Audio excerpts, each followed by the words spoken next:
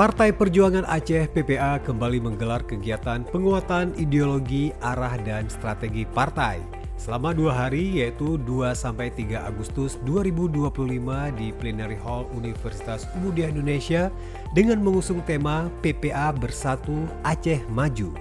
Kegiatan ini menjadi momen penting dalam menyatukan persepsi dan memperkuat fondasi perjuangan partai yang berbasis ideologi rakyat.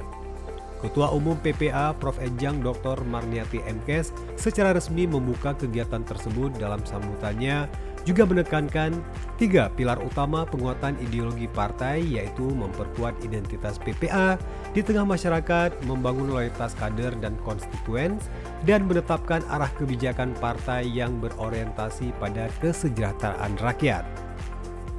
Sementara itu, Sekjen PPA Terawan Sukma menekankan bahwa forum ini bukan hanya konsolidasi melainkan juga proses penyamaan visi ideologis seluruh kader. Diskusi strategis yang berlangsung intensif membahas berbagai tantangan aktual seperti kemiskinan, ketimpangan gender, dan kebijakan publik yang belum berpihak pada masyarakat bawah. Dalam sesi pemaparan, Tuan Raja Shah Erman menekankan pentingnya konsistensi dalam perjuangan. Ia mengatakan ideologi bukan sekedar teori, tetapi harus menjadi nafas dalam setiap tindakan.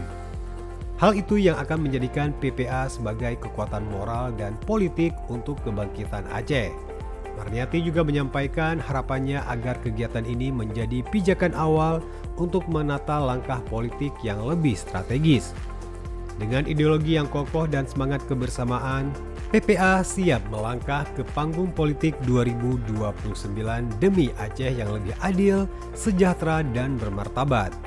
Turut hadir juga dalam kegiatan ini tokoh-tokoh penting PPA seperti Ketua Pembina PPA Denny Zefrizal ST, Ketua Harian PPA Musri, Sekjen PPA Raywan Sukma, dan jajaran DPD dan sayap partai dari seluruh Aceh, serta sejumlah pakar strategis politik dari Malaysia, yaitu Tuan Raja Shah Erman Raja Arifin, Dr. Mirwan, dan Dr. Jabar.